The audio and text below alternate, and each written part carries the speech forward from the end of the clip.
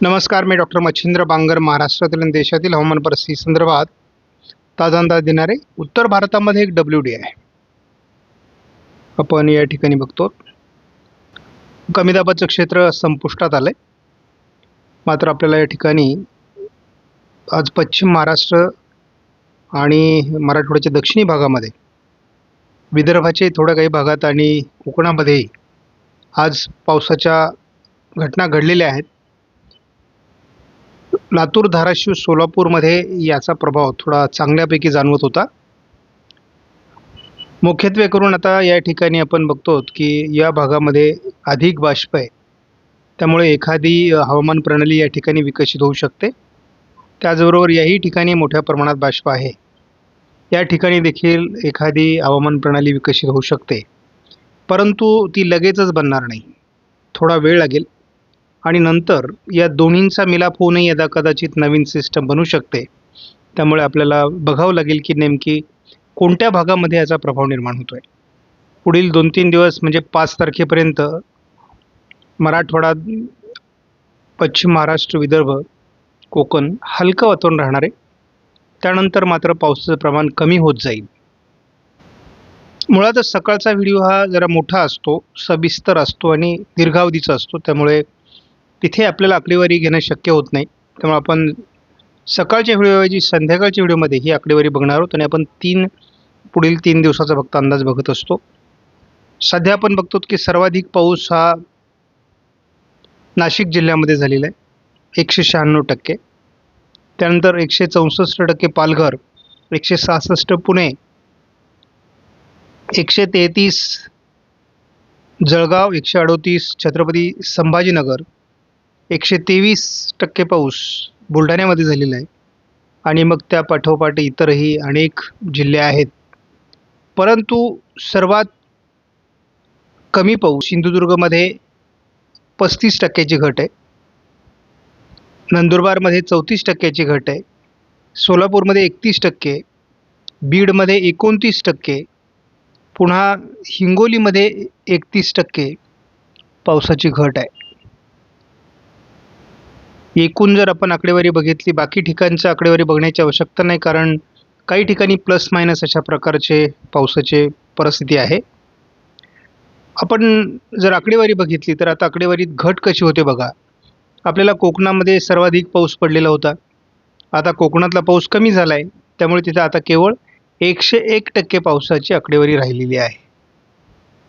त्यानंतर मध्य महाराष्ट्रामध्ये म्हणजे याच्यामध्ये पुणे आणि नाशिक या जिल्ह्यांचा समावेश होतो आणि त्यामुळे या ठिकाणीचं आकडेवारी अधिक असल्यामुळे 125% पावसाचा अंदाज म्हणजे पावसाची आकडेवारी तिथे आलेली आहे. मराठवाड्यात आपण काल बघितलं होतं की 6-7% फक्त घट राहिली होती, ती आता वाढते, पुन्हा 10%वर गेली.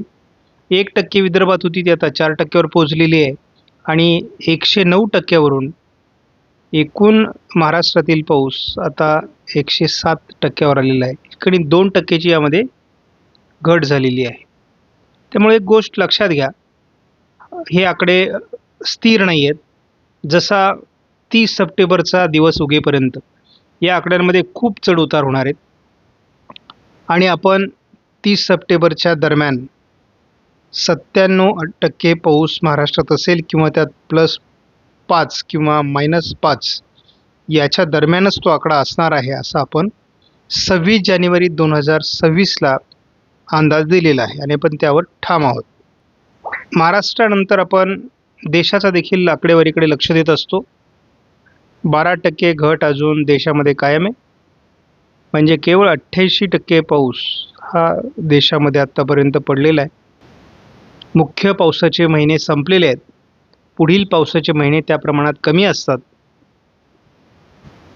जवळपास 30 ते 40%ची घट आपल्याला पूर्व मध्य प्रदेश किंवा उत्तर प्रदेश, बिहार, झारखंड, पूर्वेकडील सर्व राज्य, त्याचबरोबर आंध्र आणि रायलसीमामध्ये अगदी आपण 31%ची घट लक्षद्वीपमध्ये सुद्धा बघतो. केरळमध्ये सुद्धा 24-25%ची घट आहे. राजस्थानमध्ये पूर्वेला 21% घट आहे. म्हणजे असे कितीतरी अजून राज्य आहेत की ज्यामध्ये पावसाची खूप कमी आहे आणि आपण मात्र सांगतो की पाऊस पडला की एल निनो गायब झाला. महाराष्ट्राचं नशीब आहे की महाराष्ट्रामध्ये चांगला पाऊस झाला आहे. तर अजून असे 10-15 राज्य आहेत की ज्या ठिकाणी 50% पाऊस होणं बाकी आहे. आजचं पाऊसमान बघणं आवश्यक आहे गेल्या 24 तासातलं. केवळ गुजरातमध्ये चांगल्या प्रकारचा पाऊस या ठिकाणी पडलेला दिसतोय. त्यानंतर कोकण किनारपट्टीमध्ये पाऊस झालेला आहे. मात्र मध्य महाराष्ट्र, पश्चिम महाराष्ट्र, मराठवाड्यात तुरळक पाऊस झाला आहे आणि विदर्भात देखील तुरळक पाऊस झालेला आहे आणि एकूणच उर्वरित देशामध्ये पावसाचं प्रमाण मोठ्या प्रमाणात घटलेलं आहे, हे लक्षात घ्या. सध्या आपण 3 दिवसाचा अंदाज बघत असतो. JFSने दक्षिण कोकण आणि गडचिरोलीमध्ये थोडं पावसाळी वातावरण उद्या दाखवलेलं आहे. उद्या मराठवाडा, विदर्भ, मध्य महाराष्ट्र, पश्चिम महाराष्ट्र, उत्तर महाराष्ट्रातील पाऊस उघडण्याचे संकेत JFSने दिलेले आहेत. कोकण आणि पूर्व विदर्भात पावसाचा अंदाज दिला आहे आणि तोच सेम अंदाज 6 तारखेला देखील आहे.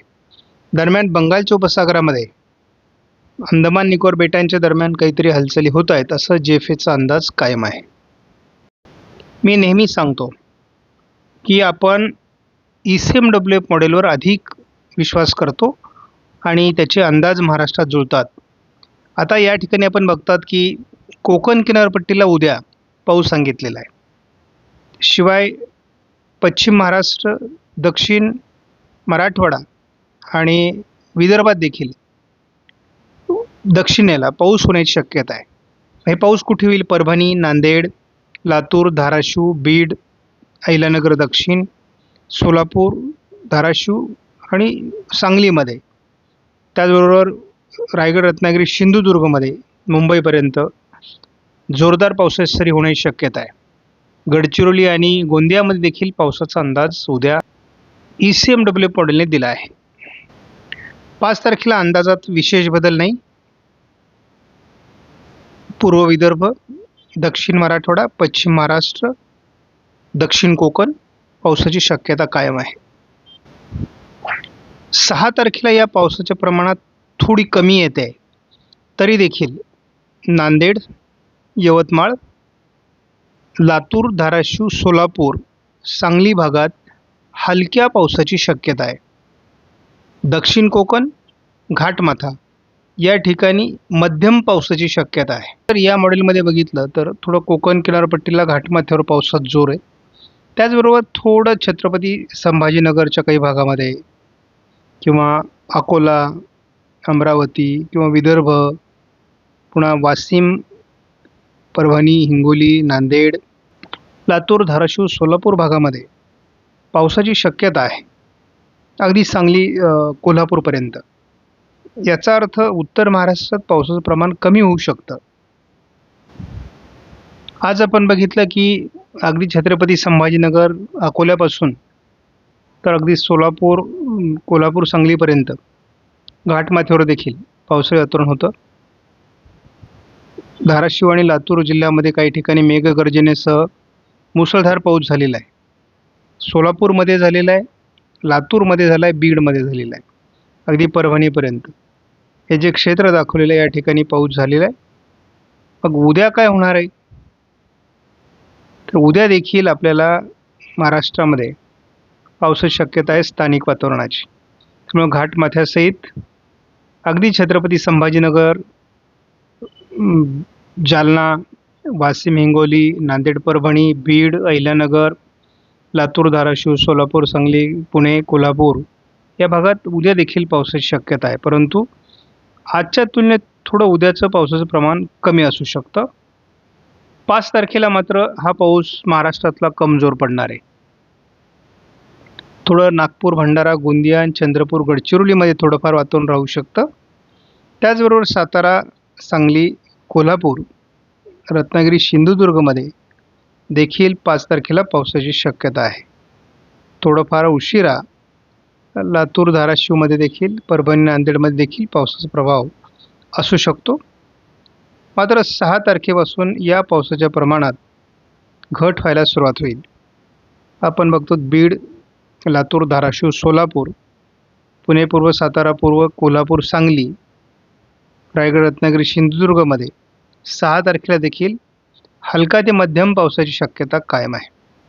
परंतु आपण जसं पुढे पुढे जाऊ तसं हे पावसाचं प्रमाण कमी होत जाईल. मात्र हे विदर्भापर्यंत रात्री उशिरा 6 तारखेला वातावरण असणार आहे. 7 तारखेला मात्र आपल्याला स्पष्टपणे जाणवत आहे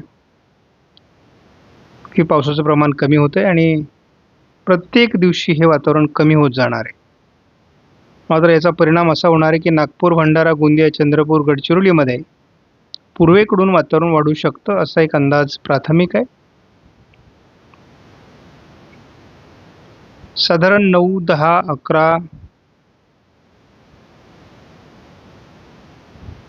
विदर्भात 12 तारखेनंतर पावसाची शक्यता आहे, तोपर्यंत नाही. 6 तारखेनंतर मात्र पावसाचा खंड सुरू होऊ शकतो. पावसाचा जोर महाराष्ट्रात कमी होऊ शकतो. विदर्भातील एखाद दुसऱ्या जिल्ह्यात आणि घाटमाथ्यावर पाऊस होईल. इतरत्र पाऊस मात्र एक आठवडाभर कमी होईल आणि साधारण मग 13-14 तारखेपासून पूर्व विदर्भाकडून त्याचं प्रमाण वाढायला सुरुवात होईल. आपणास व्हिडिओमधील माहिती महत्त्वपूर्ण वाटल्यास लाईक करा, शेअर करा, चॅनलला सबस्क्राईब करा. धन्यवाद. जय हिंद, जय महाराष्ट्र, जय बळीराजा.